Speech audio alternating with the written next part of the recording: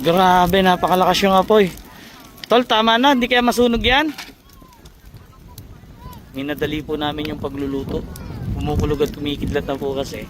Ang problema kasi namin, hindi naman to niluluto eh. Kasi kung hindi siya maluto, wala namang problema dun eh. Kasi pwede naman iluto ulit eh. Ang problema yung dadaanan namin. Kasi yung dadaanan namin, gawandaan lang po. Hindi talaga siya daanan. Eh pag nagputik, mahihirapan yung sasakyan. Nako tol. Umulan na. Umulan na, umambon na. Umambon na. Nag-iba na direksyon na. Dapat ganyan. Wala na, hindi na talaga makapagluto ng tama. Sumobra sa lakas tol.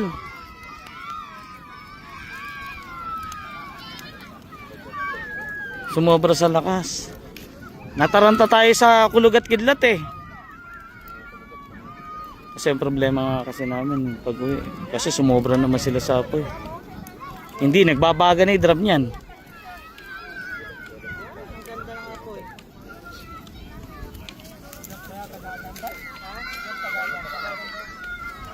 Yun, umulan na.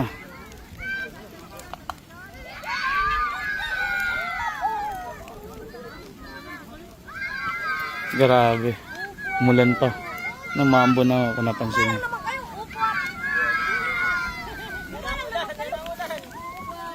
Anguy na kaya? Yung ano, tol, pakikarga na yung baboy sa likuran ng sasakyan. Anguy na. Ito, anguy na to, umulan na eh.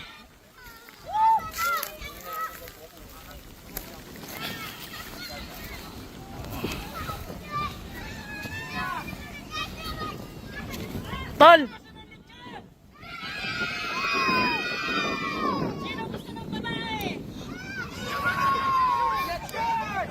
Baka masunog, sumobra pala sa lakas.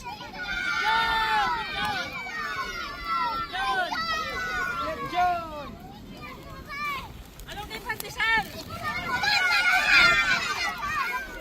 Tayo! Ha? Sumobra sa lakas?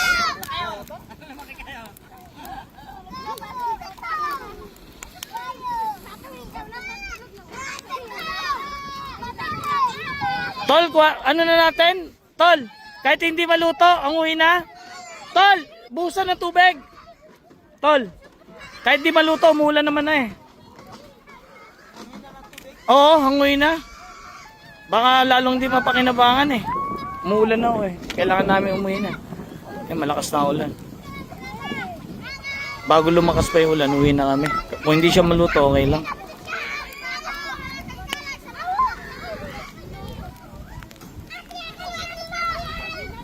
Grabe.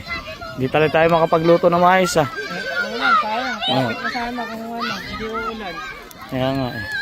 Hindi sana bibiglayin sa apoy eh. Pwede na medyo luto bagya. Baka sunog pa nga eh.